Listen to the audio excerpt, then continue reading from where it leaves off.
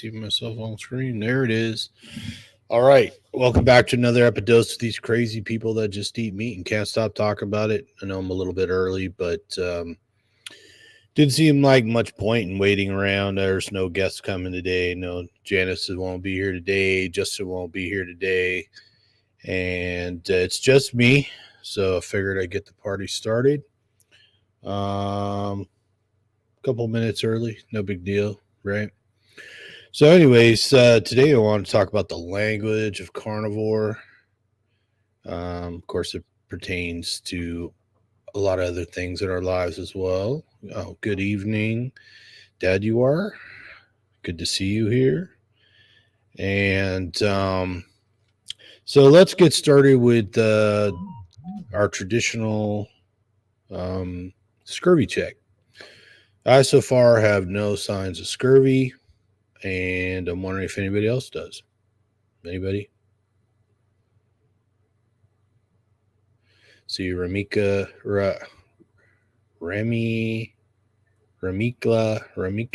1 is here. Should I YOLO and buy 10 pounds of prosciutto, $170?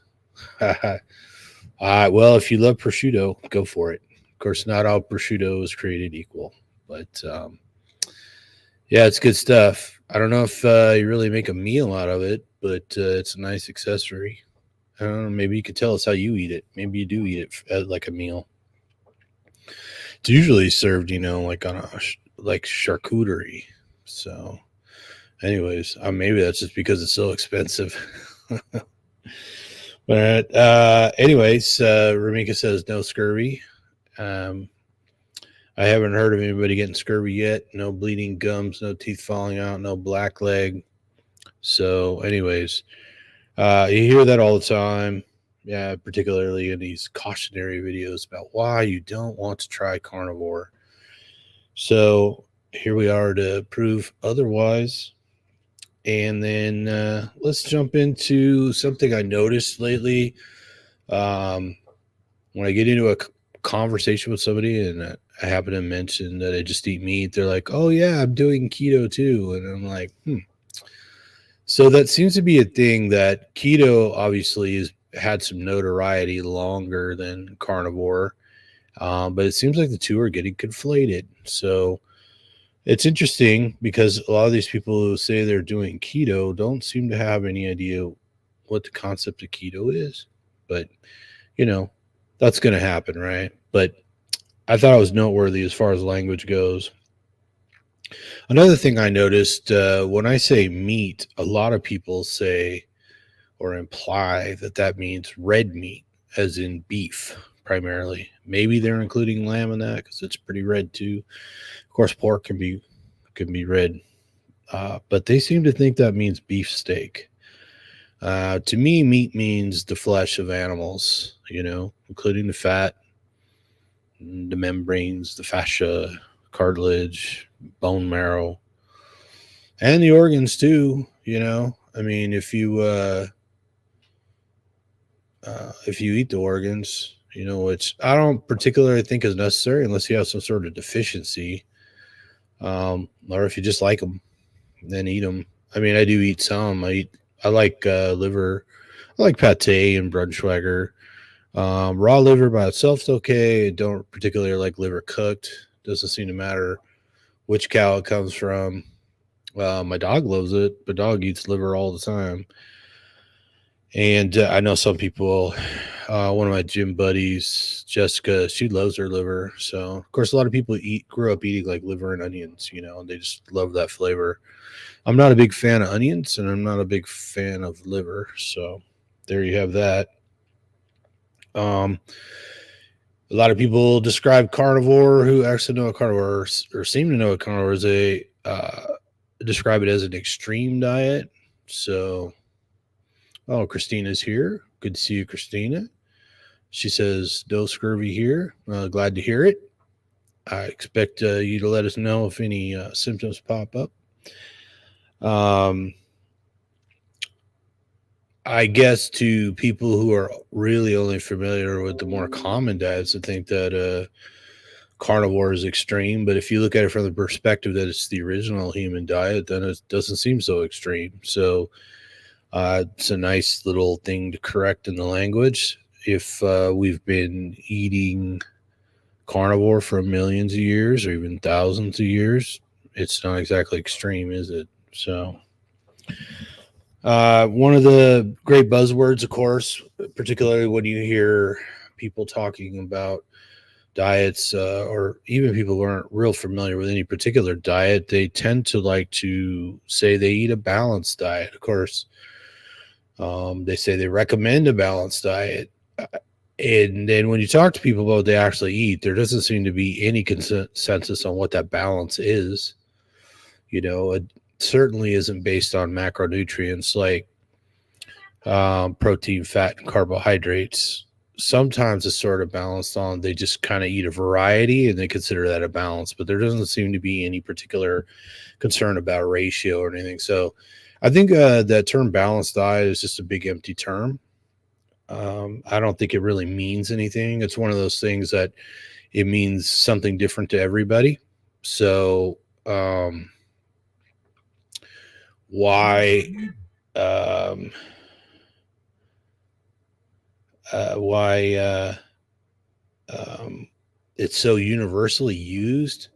I think because it's just a safe word. Say, oh, balanced diet. Who could go wrong with a balanced diet? So people just kind of stick with that because it feels safe. But it's basically an empty concept or a very confused one. Nutrition in general, I don't think people understand nutrition in general. The average person, when you're talking to them about what they eat, they don't seem to have any idea of the basic macronutrients like fat, protein, and carbohydrates, much less any of the micronutrients. They may hear that, spinach is rich in iron and oranges are full of vitamin C, and it's that vague, sort of superficial understanding of it. The other thing I commonly hear is foods promoted both in advertising and person to person touting antioxidants. I don't think they realize that these foods that they are promoting that are full of antioxidants, number one, they tend to promote more oxidative stress than they could ever offset. And they don't offset them because we know that a lot of plant-based foods, very little of the nutrient in the plant itself actually enters their digestive system and makes its way into the bloodstream. So it's what we call non-bioavailable or only slightly bioavailable. And then it has to get into the digestive tract, and then it has to get into the cells where the oxidative stress actually occurs. So if it can't get in through the digestive system into the bloodstream, then it's just going to pass through you. If it does get into the bloodstream, then it has to get into the cell. If it can't get in the cell, there's no point in it being there. So oxidative stress or reactive oxygen species, or however you want to describe it, is something that occurs inside the cell, and it's a matter of the cell, the conversion of food sources into energy, and in that reaction, how many reactive oxygen species are created in the cell. So if you don't get your antioxidants in there, there's no point. And if you just don't eat a bunch of carbohydrates, the oxidative stress is relatively low anyways. So the body's normal mechanisms deal with it quite nicely. So the other thing is science. I noticed particularly on Bookface, there was the video from YouTube with Michaela Peterson. I know I posted it, and then it popped up with a fact check warning. And they said, the fact check said, well, the results were self-reported, so that's a problem. But then you notice that they don't say that. Oh, Marjorie's here. Hi, Marjorie. Um, the all the studies that are done in nutritional epidemiology are basically done that way as well. But for whatever reason, Bookface doesn't bother to put any sort of fact check on uh, those studies. So go figure. Um, we built a whole concept of nutrition, with the my plate and the food pyramid and so on and so forth. Even the healthy heart hypothesis is largely based on self-reported studies, and for some reason, none of that gets that fact check warning. Um, People consider it real science when it's really just pseudoscience or parallel to substantial science. All good science is repeatable, and data is not groomed, it's not cherry picked, and your statistics aren't massaged. So, of course, everybody touts the metabolic ward studies, the um, blind studies that are done, and they're very few. And of course, we don't really have any evidence one way or the other because those studies aren't done, and just wouldn't be possible to lock people up and feed people different diets and see what happens, especially over a lifetime or any meaningful period of time. So we don't really have that, but that always seems to be the angle that people use to discredit um, uh, findings that people produce through other means. So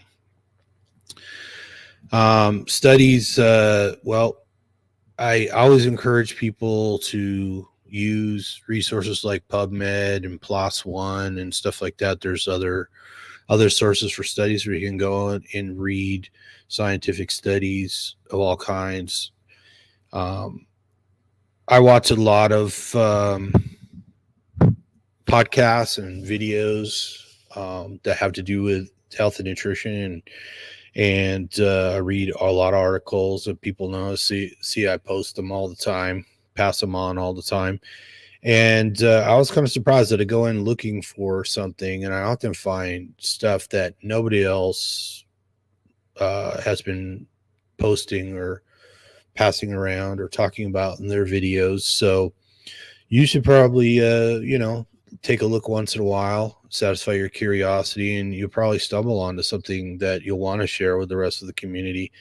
I know one of the first ones that was notable was I was reading about streptococcus and how it lives in the film in your mouth, and it works together with candida to break down starches to feed themselves. And of course, the more starch and carbohydrate you eat, the more they tend to grow and thrive in your body. And of course, um, streptococcus causes strep throat.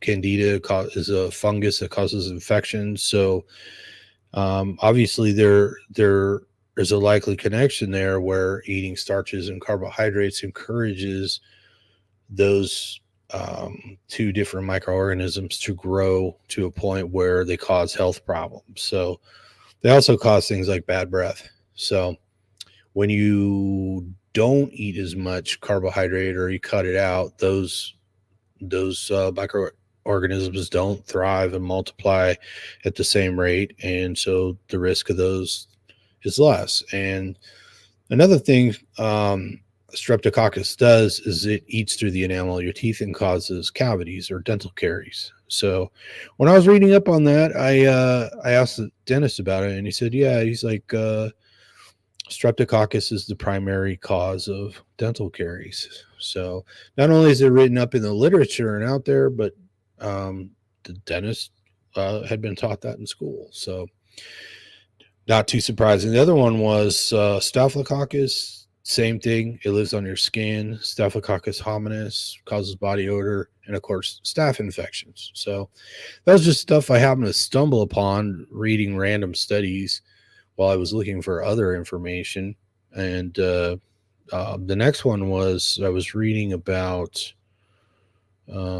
coconut oil, because I was wondering, all these people promote coconut oil, particularly in the ketogenic diet, and they talk about how it's antimicrobial. And I was like, well, if you're eating it, how do you know it's killing the right microbes? It's in your mouth, it's killing off microbes, it goes down your throat, your esophagus, it's killing off microbes, it's going to your stomach.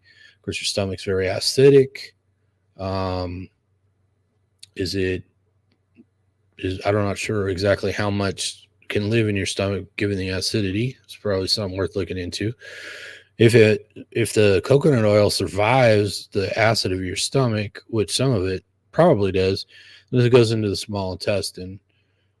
And what is it going to do there? Is it going to kill off beneficial microbes that you need to digest your food? So I was going down that hole, and I found out that coconut oil as a topical treatment is an effective use for killing primarily fungus, but also bacteria on the skin, which is kind of helpful to note.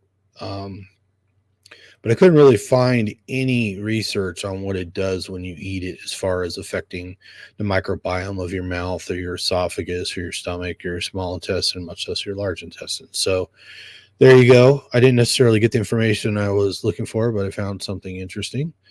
And that's another reason why I just encourage people to go look at things like PubMed and PLOS One and read for yourself.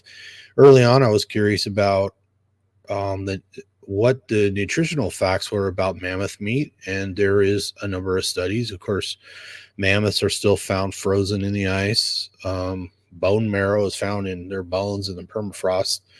It's still fresh, so we know about both their meat and their muscle tissue, their organs, their bone marrow. There's quite a bit known about that, and it is very similar to the ruminants that we eat. And that's probably why most of us do very well on eating cattle or sheep, is because we probably live for a very long period of time on the flesh of megafauna like mammoths and mastodons and three-toed sloths and so on and so forth.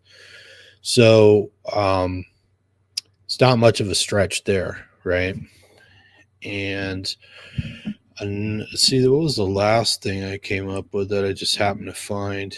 Oh, it was on fructose. I was looking up fructose, and there's all these studies. I believe it was like the American Association of Dermatology had done all these studies on fructose and how it cross-linked in collagen, and it actually makes people look older. And what it does is, because it's bound to the collagen can't be repaired by the body because it's blocked by the fructose.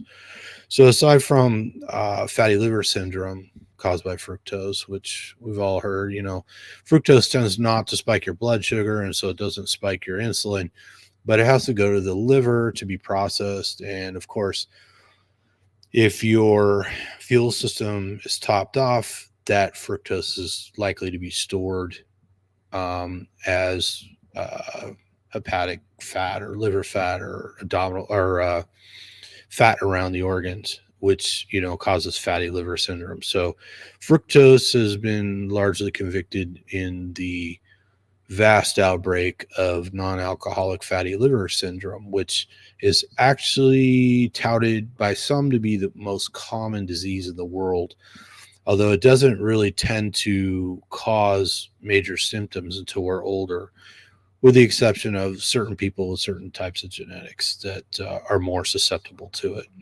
So anyways, I made a list here of all these points. So this is probably going to wind up being a faster video than I thought, because I'm through most of them. So that's my talk about studies. Don't be afraid. You can go to PubMed. It's free. You can look up all kinds of stuff. Same thing with PLOS One. There's some other ones. I've got a list in Autistic Carnivores, and I think it's also in the Beat Mosaic Facebook group, which everybody's invited to join both of those. Autistic Carnivores has been growing steadily for a while now. Shout out to Sean Baker for mentioning the group and in his videos.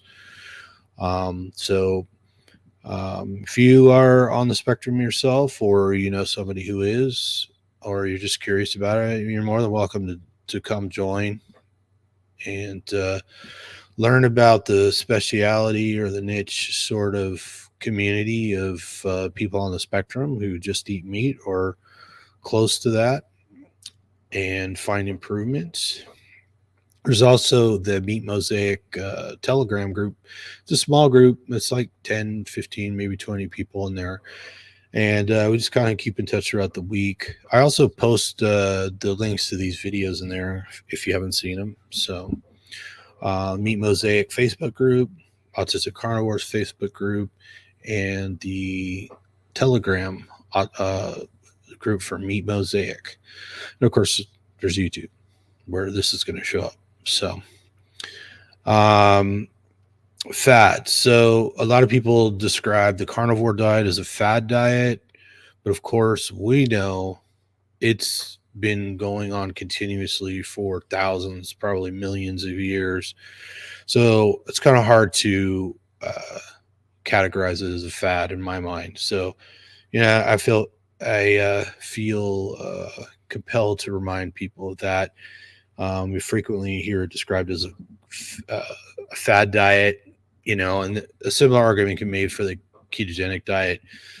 Most people probably haven't been in clinical ketosis, but a lot of people eat a rather ketogenic diet naturally and apparently have for a very long time. If you're around a bunch of fatty ruminants, it wouldn't be hard to have high ketone levels, low blood sugar. So in that qualification, I'm sure people have for thousands, if not millions of years. So that kind of brings me to evolution. I know a lot of people are sensitive about evolution because religious reasons, and a number of people recently told me that they believe that the earth and mankind is only about 2,000 years old. And I heard other people say it was 6,000 years old or 9,000 years old. In my perspective, it's much older than that. The planet is probably, or the universe is probably something on a scale of, 4 billion years old or something like that. And it seems quite clear to me that, humans and pre-humans, other hominids, been evolving for millions of years.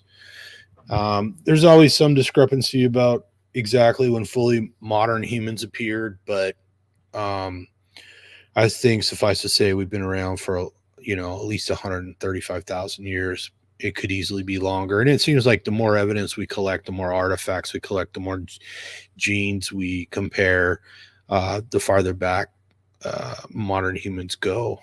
And of course, we could talk all day about what's a fully modern human versus a modern human versus a near relative in the hominid world. But the evidence that we've been eating animals and almost exclusively animals this whole time is replete.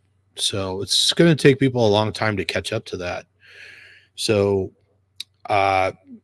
this whole thing about eating all these plants, we know things like wheat may have been cultivated as far back as 10,000 years ago, but it clearly hadn't spread all over the planet. So most people, even 10,000 years ago, were not eating wheat. It comes from a region in the Levant, which is in the Middle East near Israel.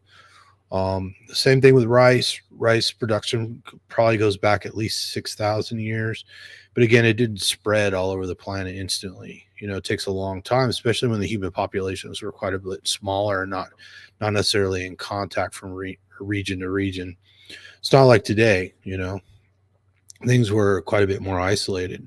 So, and of course, it took longer to do anything. I mean, as much as I'm pretty sure human beings were getting around in boats much farther back in time than we thought, there wasn't a lot of that going on. You can imagine how long it might have taken for somebody to paddle across, large stretches of water and then wind up bringing plants with them. So anyways, there weren't very many plants that were edible to human beings, so we just didn't eat them, because plants do have an abundance of defense mechanisms. And something like 99% plus of all natural plants are toxic to human beings, directly toxic to human beings, not mildly toxic to human beings. So that puts time in a scale to sort of address the whole thing of what we evolved to eat. We are evolving for much longer than we've been eating plants. And of course, if you go to your grocery store, you go to the produce section, every plant in there was something that was developed by a human being, was crossbred, hybridized, and made from something else that was far less edible. So, anyways, let's move on to the great controversial topic of calories. Um, Calories are a unit of measure, and as Bart likes to point out, it's really a measure of heat. So, and that's because the unit itself is derived from a machine called a calorimeter, where let's say a gram of one substance or another could be sawdust, or like he likes to point out, coal, or it could be a gram of banana. You put it in there and it's incinerated in a pure oxygen environment, by a heat source. And then they measure how much that registers in a water bath around the object. So how much of that energy is transmitted into heat in the water bath around it, and it will spit out a number saying there's X number of calories in this gram of banana or sawdust or whatever. So that's a very imperfect way of measuring the energy unit in human terms, because humans, of course, don't digest, no animal digests any food that way. So just on its basis, it's sort of the only unit we really have, and it's tragically flawed. But it's kind of hard. It's kind of hard to relate things to people who are new to this without discussing calories. So I've mentioned that to Bart before. It's like when you try and talk about eating protein, let's say on a carnivore diet, on a level that's appropriate, or at least in the ballpark of what your demand is for building tissue, particularly muscle, or maintaining muscle, and then eating fat in some sort of fashion that is appropriate for fueling your system. It's kind of hard to do that without mentioning calories. So as flawed as the caloric scale is, it's kind of the only tool we got. So I caution people that it's not particularly accurate, So,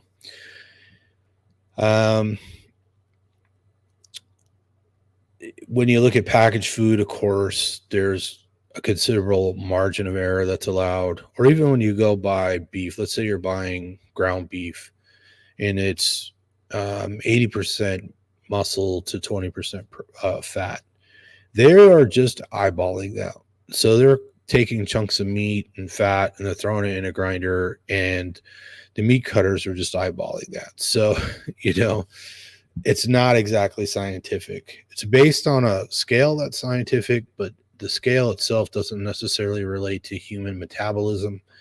And then the way it's treated when describing food for humans, there is an awful lot of wiggle room. So that's tough for people. And, I'm not necessarily telling people that they should be out there counting calories per se. It's kind of different if, let's say you were wanting to go on stage as a bodybuilder or bikini competitor, or something like that, and you're trying to dial it in to get as lean as possible, or before that you're trying to put on as much muscle as possible.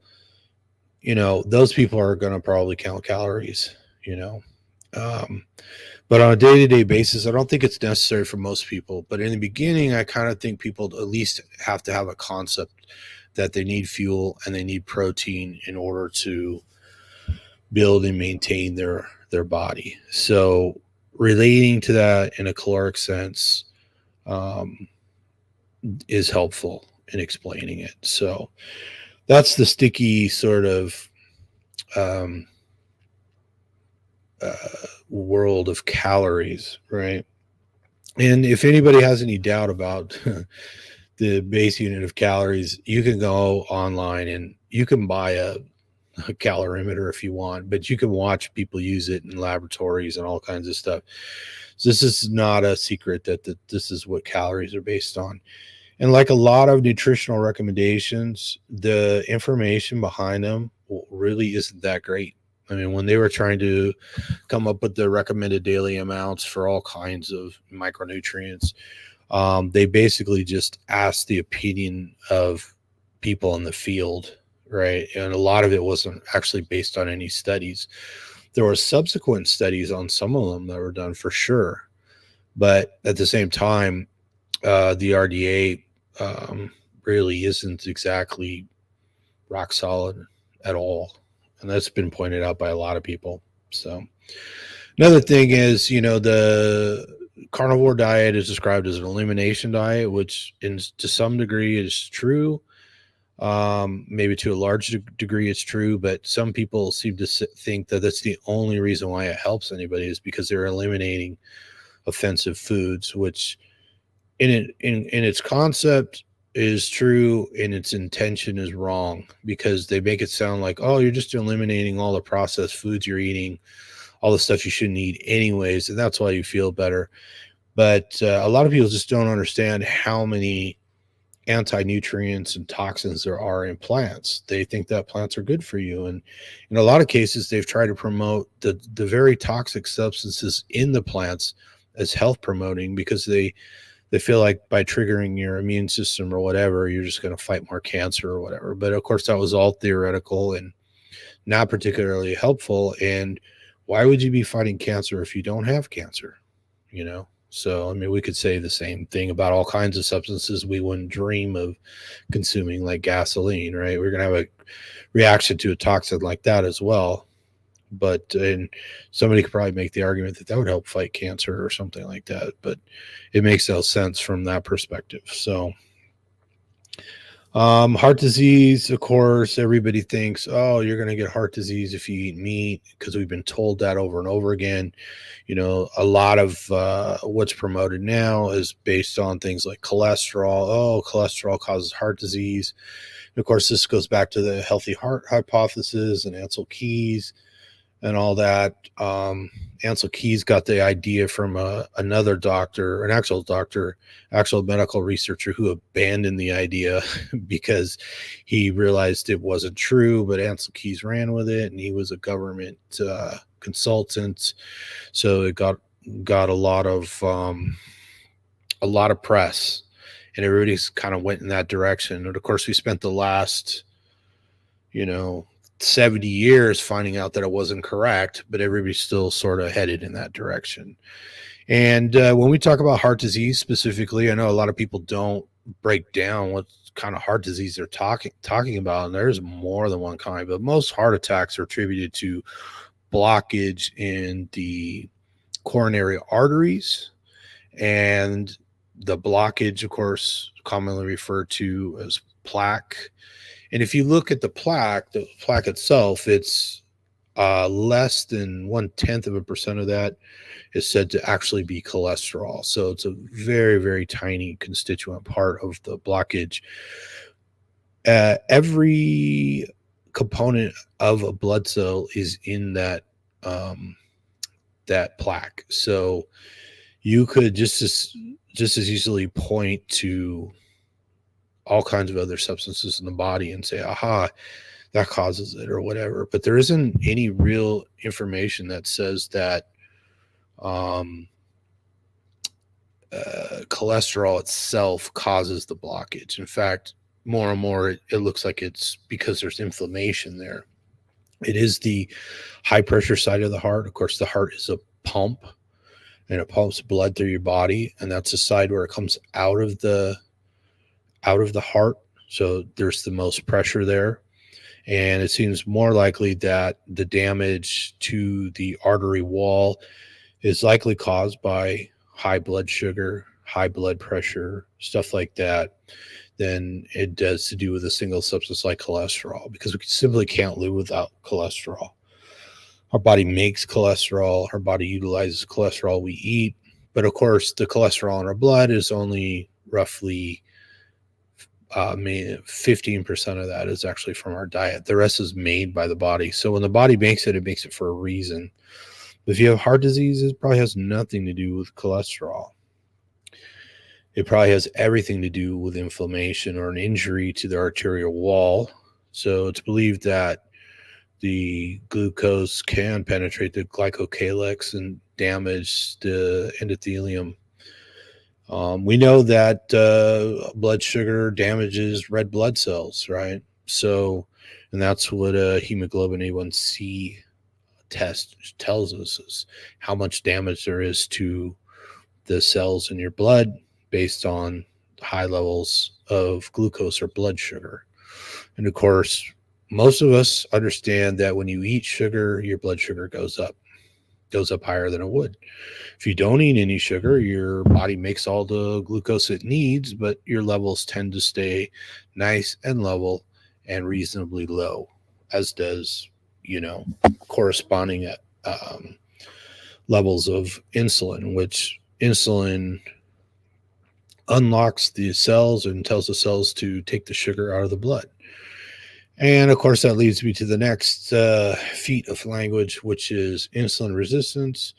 Insulin resistance was this concept that the cells in your body resistant to the insulin, which is a master hormone. And one of the many things it does is, like I said, tells the cell to let the sugar in. But of course, when the cells in the body are replete or full of sugar, they have as much sugar, which is an energy source like fat, or when they're full of fat, then they no longer want to accept anymore. And it takes more and more insulin to get more and more sugar into the blood cell, or into all the cells. But when the cells are full, they become more and more resistant to insulin. And this is very much the same thing as I'm slipping now. I'll think of it in a minute. But anyways, it may not be so much insulin resistance as it is just the cell is full and cramming more sugar into the cell, or taking drugs that make the insulin more effective or force more sugar into the cell just leads to damaging the cells. It's pretty clear, like I was talking about oxidative stress earlier, it's pretty clear that creating oxidative stress in the cells is not good. And if the cells are running on fatty acid chains, ketone body, stuff like that instead, oh, hi, Miss Patricia, there's less oxidative stress and less damage to the mitochondria, less damage to the nucleus, less damage to the DNA, and so on and so forth. So anyways, insulin resistance probably is better described through the understanding of the Randall cycle, which of course Bart talks about a lot. And it basically says that when the cell has all the energy it's designed to have, then things like fat, sugar are locked out. And when they're locked out, they tend to stay in the bloodstream. And in most cases, we see elevated levels of sugar in the bloodstream, consequently higher A1C scores, more inflammation in the body, more damage to not just the red blood cells, but probably the endothelium as well. So anyways, a lot of people, especially the keto community, I remember, insulin resistance was a big topic of discussion. So, and then that also leads me to the last topic for today, which is cancer. So cancer has been linked quite clearly all the way back to Otto Warburg. Otto Warburg discovered the Warburg effect, whereby when cells are not provided with fuels other than sugar, then they often acquire enough oxidative stress and damage to their function and mitochondria that they cannot make sufficient amounts of ATP, which is our energy unit. And then they revert to fermentation, which is an ancient sort of leftover process and sort of a last ditch effort to keep making energy through fermenting sugars. Uh, you can also do it. You can also convert glutamine and it seemed like there's one other amino acid, but this doesn't happen in the presence of sufficient amounts of fat-based fuels like ketone bodies and fatty acid chains. So what happens is when the cells are forced to revert to fermentation, they will eventually stop undergoing apoptosis, which is the programmed cell death. These cells then become immortal, and this is the genesis of many types of cancer. So, in addition to it being a dirtier fuel source, sugar also promotes cancer in this way. So, this is something that Otto Warburg discovered a long time ago. I believe he was sort of the World War II era generation, and then has been studied further by people like Thomas Seyfried. So this is a well-established science in the literature. And so when people talk about eating meat promoting heart disease and cancer, here we can see that clearly sugar or carbohydrates are much more strongly implicated. And of course, it's widely known, it's been widely talked about that some of the people, early promoters of saturated fat and cholesterol as being bad, they just straight out took money from the sugar industry, as did Ansel Keys, to promote carbohydrates over animal based nutrition. So instead of fat and protein, they started promoting carbohydrates and made it sound like they were safer and didn't cause heart disease and cancer. So, anyways, I know we all see these videos now about saying carnivore is bad for us or whatever, and rarely does anybody present any studies at all. And if they do, they are often studies by, World Health Organization or American Heart Association or whatever that have now been reversed. So a lot of the large organizations have backed away from it, just like they're pulling the trans fats off the market now after promoting them for decades. They're saying, oh, these hydrogenated oils are not safe, they're causing disease, and so on and so forth. So anyways, in the language of carnivore, those are the things. Of course, people bring up constipation, but constipation seems to be far rarer in carnivore than it is in other diets. I don't know anybody on the carnivore diet that's taking any sort of fiber supplements. I'm sure there's somebody out there that needed it for one reason or the other, because a lot of, we're not all the same. A lot of people came to carnivore because they had health problems. And as a lot of us know, a lot of them were plant-based previously. A lot of folks go on a vegan diet, and within a short period of time, just a few years, they suffer catastrophic health problems. And then they already have that discipline to change what they eat and try and do better. So they oftentimes are really good at adapting to a carnivore diet, especially since they feel so much better. So, but not even those folks that are used to eating a lot of fiber seem to need any fiber. So I do come across posts from people. I know I saw one recently in one of the raw carnivore groups where the person was saying they were having constipation, and I don't really know that much about it because it was a brief comment, but suffice to say, it's a very uncommon thing. So if anything, carnivores tend to boast about how regular they are. So same thing with libido.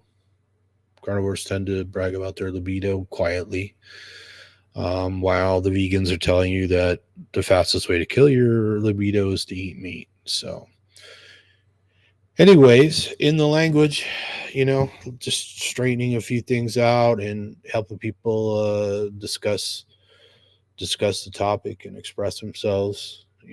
My goal is always to try and say exactly what I mean in as few words as possible, so that economy of words and understanding the conflict between the information we're constantly fed by, advertising and, other people in the health and wellness space, and even the advice from your doctor or your government or whatever, putting into perspective and realizing that we are animals. And of course, a lot of the plant-based people try and push the idea that it's not virtuous to eat meat because it requires death, or you're eating a dead body, or flesh or whatever.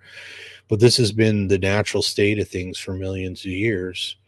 um, we don't know exactly when life started, but life has always eaten other life.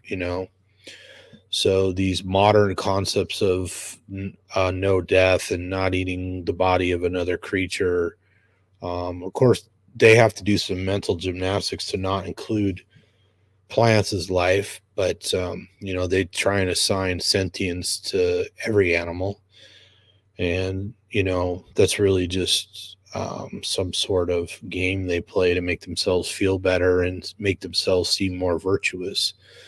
But it's completely unnatural. It's a human construct that's completely unnatural, like a lot of constructs. So anyways, that's about all I had to say about the language today. I want to thank everybody for tuning in, and I want to thank all the people who watch this video later.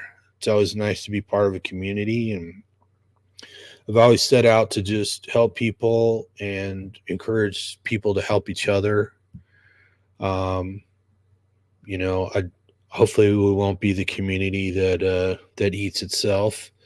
Hopefully we're courteous to each other. It's not like I've never snapped at somebody or left a snide comment. So I whatever possible, I like to say whatever seems funny to me.